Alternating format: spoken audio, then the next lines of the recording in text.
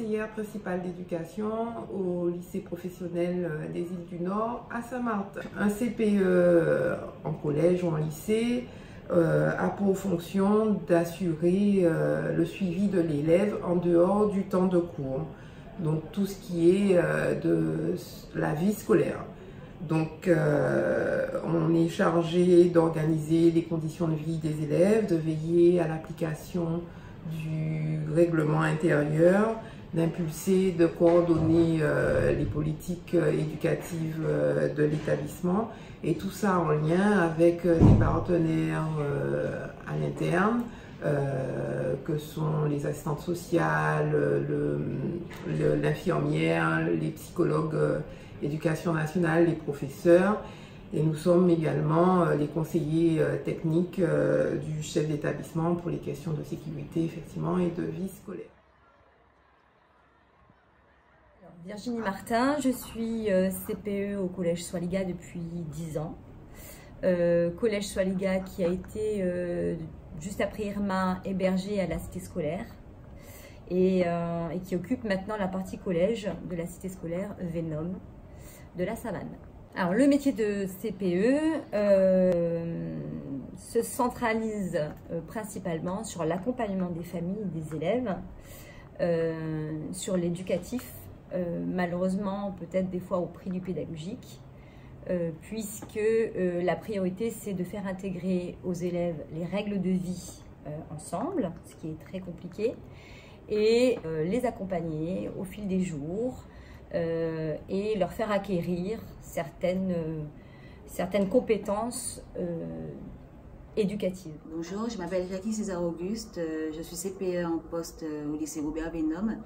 Je suis arrivée ici en septembre 2018 et auparavant j'ai fait mon année de titularisation au lycée des droits de l'homme à Petit-Beaune. Bonjour, je suis America Barros, je suis CPE donc, pour cette année scolaire au Collège Swaliga. Alors je suis CPE depuis un bon nombre d'années, plus d'une vingtaine d'années en fait. D'ailleurs j'ai démarré après mon année de stage, je suis arrivée au LPO des îles du Nord en 99 où je suis restée 5 ans.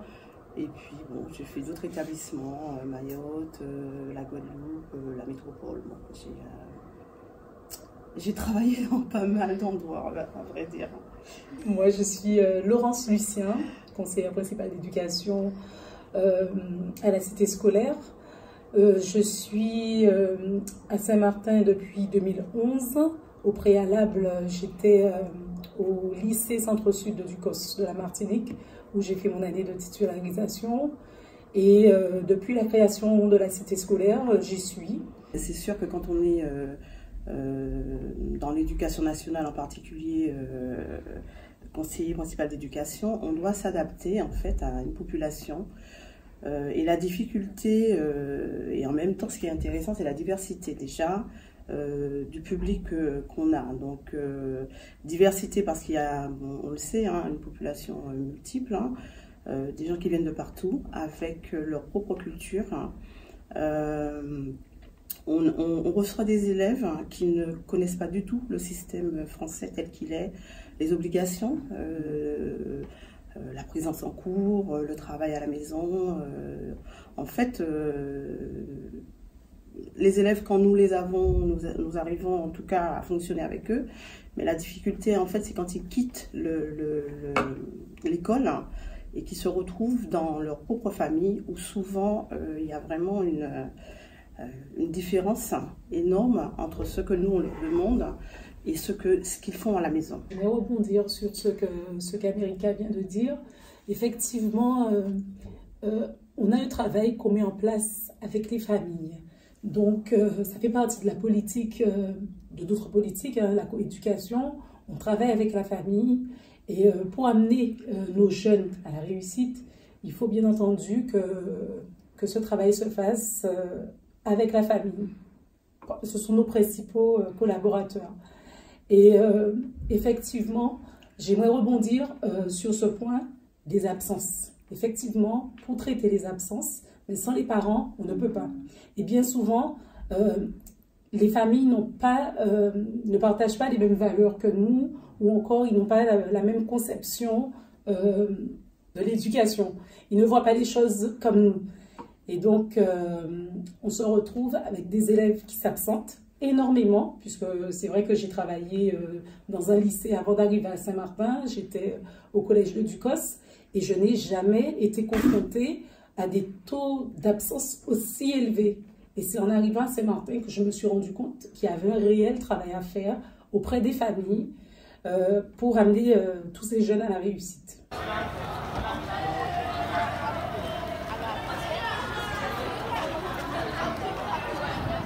La première, alors moi c'est Roque Génard, je suis CPE, c'est ma 3e année en tant que CPE et c'est ma 2e année sur le territoire de Saint-Martin. Donc moi Corinne Deïda Roman, donc je suis aussi CPE, donc ça fait 25 ans, 28 ans, donc je suis à Saint-Martin depuis 3 ans. On travaille beaucoup dans l'urgence, on fait beaucoup de quotidien et donc on marche un petit peu en arrière, c'est-à-dire qu'on sanctionne, on règle les problèmes et on n'a pas le temps de faire tout ce qui viendrait avant, qui ferait peut-être qu'il y aurait moins de problèmes. Et c'est ce qu'on aimerait justement cette année, pour l'année prochaine, essayer de marcher dans le bon sens, de la prévention, etc., qui ferait qu'on arriverait encore mieux à avoir un climat scolaire plus calme et plus enclin à avoir des élèves qui sont prêts pour les apprentissages.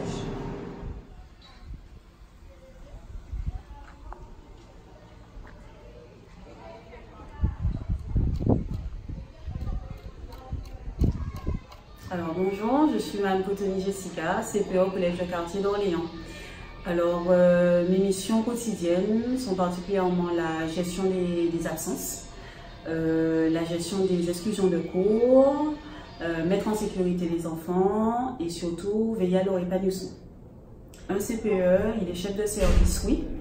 Il est l'élément central de l'établissement, oui. Mais on ne travaille pas seul, et on ne peut pas travailler seul de toutes les façons.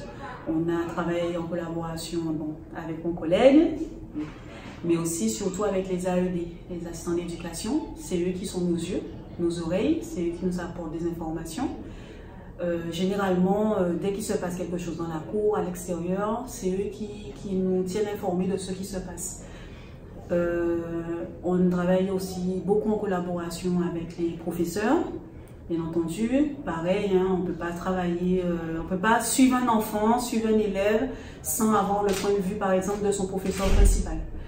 La collaboration avec l'assistante sociale, l'infirmière, toute l'équipe, c'est ça en fait Quartier. Quartier, justement, c'est qu'on travaille beaucoup en collaboration. Et c'est ce qui permet aujourd'hui que l'on puisse pouvoir suivre les élèves correctement. Et il y a aussi la collaboration, bien entendu, avec le chef d'établissement. Le pilotage du chef d'établissement est aussi important. Et actuellement, Quartier d'Orléans, nous avons une équipe qui, selon moi, fonctionne et qui permet de pouvoir encadrer au mieux, nous faisons de notre mieux pour pouvoir encadrer au mieux les enfants. Effectivement, moi, en arrivant à Saint-Martin en septembre dernier, effectivement, les profils d'élèves n'étaient pas du tout les mêmes que ceux que j'avais rencontrés, ne serait-ce déjà qu'au lycée l'année dernière, mais également au collège.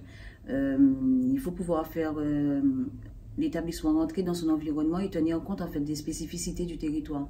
Lorsque justement on parle de coéducation, moi ça me fait penser également aussi à tous les types toutes les formes d'éducation qu'on peut mettre en place, ne serait-ce que l'éducation à la citoyenneté, accompagner les élèves, les sensibiliser sur justement les compétences psychosociales par exemple, le respect des règles, le règlement intérieur, tout ça, ça s'acquiert déjà à l'école en fait. Par exemple, au niveau du comité d'éducation à la santé et à la citoyenneté, donc on va parler ici, lorsqu'on regarde beaucoup de problèmes de sécurité routière, par exemple, beaucoup de problèmes d'addiction, donc en lien avec la BPDJ, comme disait Mme Lucien aussi, toujours travailler avec les partenaires externes de l'établissement, travailler également sur toute la sexualité. Donc en fait, c'est à l'école que ça s'acquiert, parce que bien souvent, les familles, justement, de par la diversité culturelle de Saint-Martin, fait que dans chaque famille, on a des discours différents, on a cette... C'est ça en fait, la culture elle est différente et justement l'école, elle a la vocation justement d'unifier ce discours et de faire en sorte que tout le monde y trouve sa place. Il n'y a qu'à l'école qu'on pourra justement sensibiliser en masse comme ça. Et donc, ça passe non seulement effectivement par le suivi quotidien qu'on a avec l'élève, avec les parents, au niveau de l'absence, mais ça passe aussi par de l'éducation. Et l'éducation, comment les éduquer justement à se respecter, le travail sur l'estime de soi, sensibiliser, faire comprendre en fait que lorsque à l'école on se prépare, mais c'est également en vue du citoyen de demain. Et c'est à l'école qu'on apprend ces bases-là. Donc, tenir compte justement de différents profils, de la spécificité de chaque élève, mais tout en intégrant dans la masse. Et c'est ça la vocation primaire, enfin au niveau de la laïcité justement, c'est respecter les différents profils en l'intégrant justement en fonction du pacte républicain, tout simplement. Être CPE à Saint-Martin, c'est un métier qui n'est pas tout à fait le même que dans les établissements collèges ou lycées lambda de France. Alors Saint-Martin a des spécificités, donc en tant que CPE, nous sommes obligés de nous adapter. Les spécificités liées au multilinguisme, le rapport à l'école n'est pas le même, le rapport aux parents et le rapport des parents à l'école ne sont pas du tout ceux qu'on peut connaître dans l'Hexagone ou ailleurs. Donc il faut prendre tout cela en compte quand on est CPE ici. Et puis faire son métier en ayant toujours en tête ses enjeux. La principale priorité, je pense aussi un enjeu primordial sur l'île, c'est le rapport justement avec les parents qui auraient des incidences sur tout ce qui nous concerne principalement, sur l'absentéisme des élèves, etc. Donc, travailler avec les parents, les amener à l'école, tenir compte du multilinguisme et leur expliquer ce qu'est l'école française. Je crois que c'est un des enjeux pour nos métiers à Saint-Martin, pour notre métier à Saint-Martin qui est vraiment primordial. Alors sur le collège Mont des Accords, c'est vrai que la difficulté, c'est surtout que c'est un gros établissement où on accueille aussi des élèves de SECPA, des élèves d'Ulysse, donc on a un public qui demande vraiment des aides particulières. Moi je viens d'arriver, donc je suis arrivée après Irma, et c'est vrai qu'on a eu tout de suite, j'ai connu tout de suite ce problème des installations, une communication avec les familles qui est rendue d'autant plus difficile parce que plus d'adresse, souvent pas de téléphone, et voilà, on a aussi, alors ça c'est pas lié à Irma, mais on a aussi, alors c'est une richesse aussi, mais ça peut quelque part rendre la communication avec les familles plus difficile, c'est le plurilinguisme, ici, avec des familles qui s'autorisent peut-être pas à venir à l'école parce qu'elles comprennent pas tout. Et moi je découvre tout ça en arrivant ici, et en plus en entrant dans le métier, je me trouve directement confrontée à tout ça, et c'est vrai que pour exercer une mission de CPE, ça peut être assez... c'est un défi en tout cas. On ne dira pas que c'est compliqué, mais c'est un défi. La parade qu'on peut peut-être trouver, et en tout cas c'est ce que j'essaye de faire, je tente de faire, c'est d'être toujours dans une politique de projet. Alors par exemple, les années qu'on vient de passer forcément ont été compliquées puisqu'on était dans le après Irma, mais ça ne nous empêche pas d'être toujours à la recherche de projets pour améliorer notre vie à l'intérieur de nos établissements scolaires. Donc on est toujours à la recherche de projets à l'intérieur du collège pour les élèves. Qui vérifient les coûts des enfants sur Pronote, mais généralement ce sont les parents en fait j'allais dire qu'on ne veut pas voir, mais qu'on voit tout le temps, qu'on ne demande pas en fait, ils sont toujours présents, et les parents en fait qu'on ne voit jamais, ils n'ont pas accès à Pronote, ils ne consultent pas les absences de leurs enfants, donc ils ont plus des difficultés par rapport à ça. Et donc il faudrait les rapprocher justement et mettre en place par exemple des modules Pronote ou l'usage de Pronote, ou encore la communication avec les parents, changer peut-être la communication, peut-être qu'ils se... Faire comprendre que ce ne sont pas des opposants à nous, à l'école, ce sont plutôt des partenaires, des coéquipiers. C'est-à-dire qu'on a aussi, d'après moi, la barrière de la langue, c'est-à-dire qu'on a des parents qui arrivent et qui peuvent d'ailleurs s'exprimer en français, mais qui, bon, un peu comme moi, quand je parle anglais, voilà, qui ne le font pas.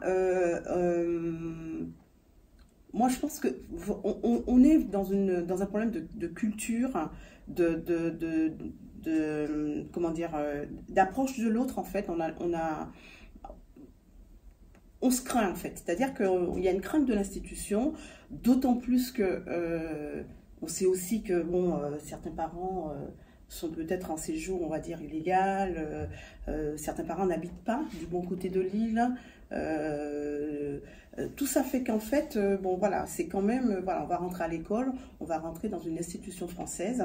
Et est-ce que, ma foi, on nous fera voilà, un bon accueil?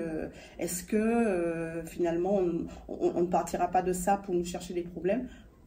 Pour moi, il y a une forme de crainte. Il n'y a pas la confiance. On doit installer, poser cette confiance-là pour le travail. Et même quand on fait un entretien, quelquefois, on est obligé de dire aux parents, mais on n'est pas là pour vous juger. On n'est vraiment pas là pour vous juger. Il y a un problème, on doit le régler et on le règle avec vous. Vous n'êtes pas là, on n'est pas là venu vous faire la morale pour vous dire que voilà, il y a un souci, ça ne fonctionne pas, etc. Moi, je pense que voilà, beaucoup de nos parents, en tout cas, ne sont pas allés eux-mêmes dans une école française, donc ils ne connaissent pas ce système-là. Donc, comme ils ne le connaissent pas, il y a une petite crainte. Ils tombent ça, c'est loin. Voilà, donc moi, c'est mon avis, hein, je pourrais me tromper, mais je pense pas. C'est à force de répéter, ne fais pas ci, ne fais pas ça, ne le fais pas comme ça, tais-toi, arrange, je sais pas, habille-toi mieux. Donc on inculque à force de, comme on dit, hein, éduquer c'est répéter, et Dieu sait si on répète. Mais dans cette répétition qui paraît toute basique, je pense que, en fin de compte, à certains, ils finissent par comprendre des choses. Mais moi, je trouve qu'il y a tellement d'élèves et on a tellement un rôle, on n'a pas le temps de faire justement tous ces domaines d'animation, de projets qui feraient qu'on serait plus proche de certains, que pour moi c'est plus compliqué de dire de façon plus spécifique si on le rapporte certainement, parce que, mais moi je verrais plutôt ça par le manque de choses qu'on peut faire avec eux, parce qu'en fin de compte aussi on voit pour les plus durs, mais aussi on peut rapporter quelque chose aux autres. On s'aperçoit que le jour où on nous a demandé pouvez-vous nous citer des élèves qu'on pourrait récompenser pour le mérite, quoi, pour leur... Et ben on s'est regardé, parce que ceux qu'on pourrait récompenser, bon, on les connaît pas, enfin on les connaît mal, parce qu'on ne connaît que les... Bon, c'est peut-être à ceux-là qu'il faut apporter quelque chose. Hein, donc moi, par le nom, c'est plus par, oui, des petites pointes, un savoir-être, je dirais. Moi, je verrais plus qu'on agirait là-dessus, sur un savoir-être, par rapport aux autres, et que petit à petit, surtout au collège, ça finit par donner des individus qui seront peut-être plus... et après, bon, il y a les CPE qui doivent marquer aussi des élèves, parce qu'il y a des rapports privilégiés aussi. C'est plus difficile. Ouais. Moi, mon approche par rapport à ça, elle est vraiment très terre à terre. C'est-à-dire que bon, je ne doute pas qu'on apporte aux élèves, il faut bien qu'on essaie de les aider. C'est-à-dire que après, de par notre métier, forcément, nous, on a affaire aux élèves les plus difficiles, comme Corinne vient de le dire, les élèves les plus difficiles,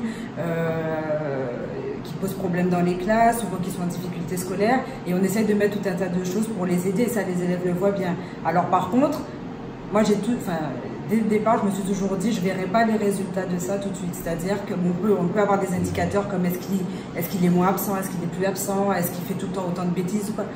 Mais je ne pense pas qu'on voit les résultats tout de suite. Cependant, moi, je me base vraiment sur des choses toutes simples. C'est un élève qui est difficile, qu'on a puni, repuni, il vient nous voir spontanément, il nous croise dans la rue, bonjour madame. Moi, vraiment, c'est des petites choses comme ça. Je me dis, bon, si cet élève-là, il me voit, il est toujours respectueux, il est poli, il vient de lui-même demander conseil. Enfin, ils sont toujours là à frapper au bureau. Finalement, puis même, on s'attache à eux et on voit bien que c'est réciproque. Je me dis déjà, on a réussi quelque chose. Je pense qu'on a déjà réussi quelque chose.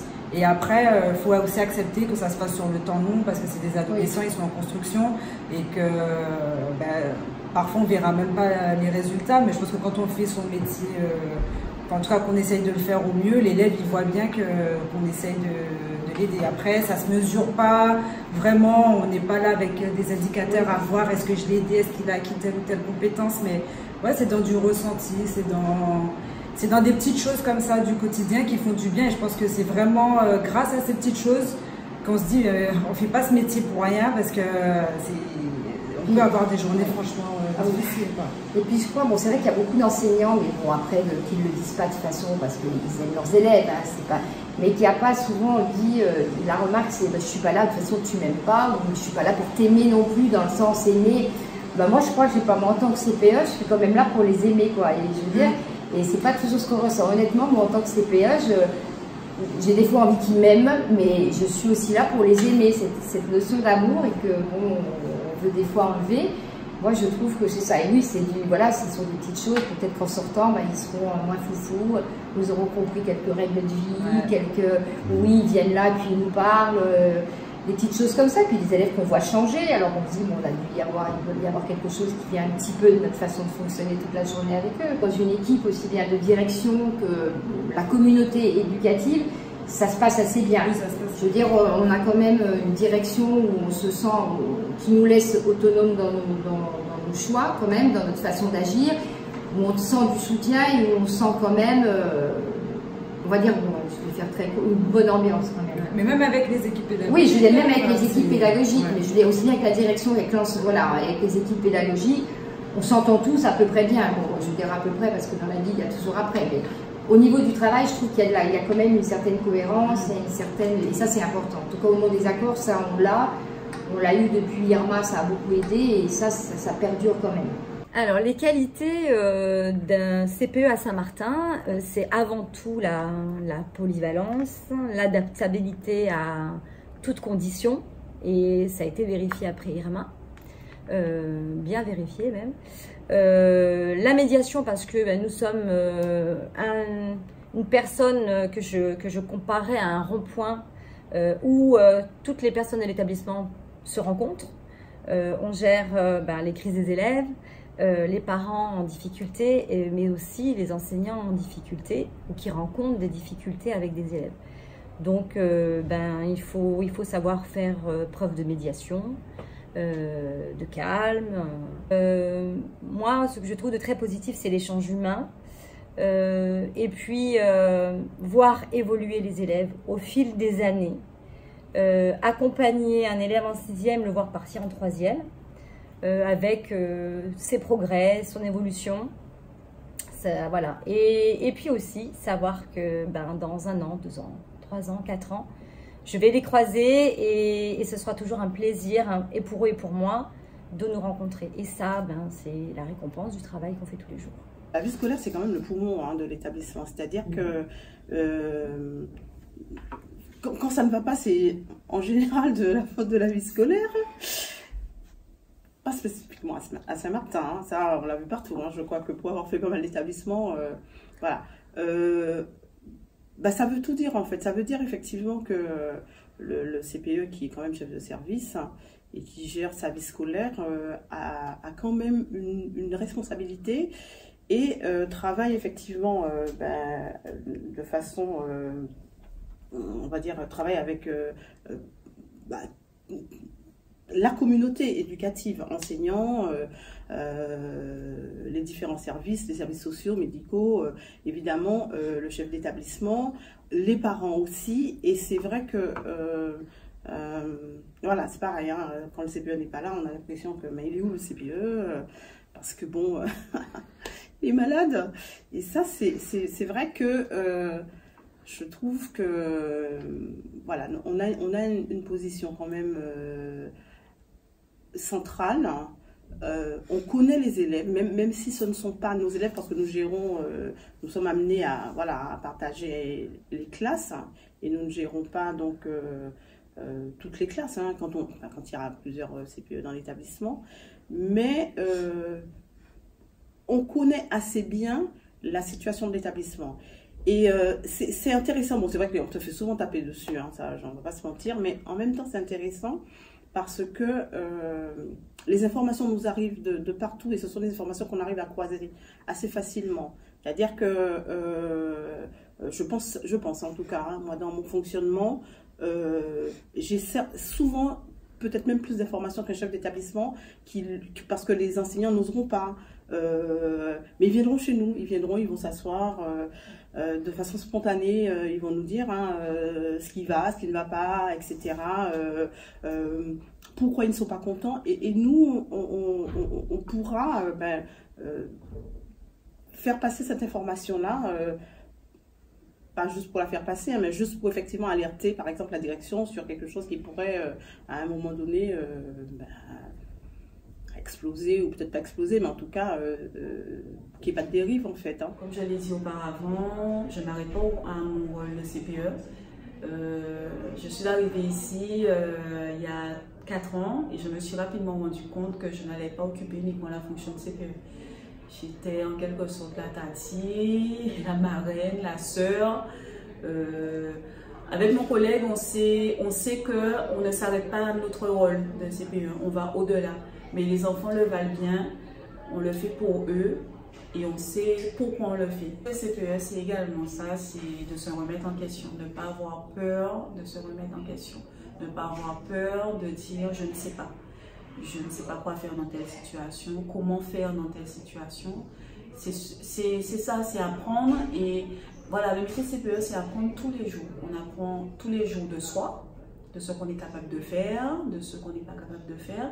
Et on apprend tous les jours des élèves, puisque chaque élève est différent. Donc, les méthodes sont différentes. Donc, il faut à chaque fois réfléchir pour pouvoir mettre en place un suivi qui serait adapté à l'élève. Voilà.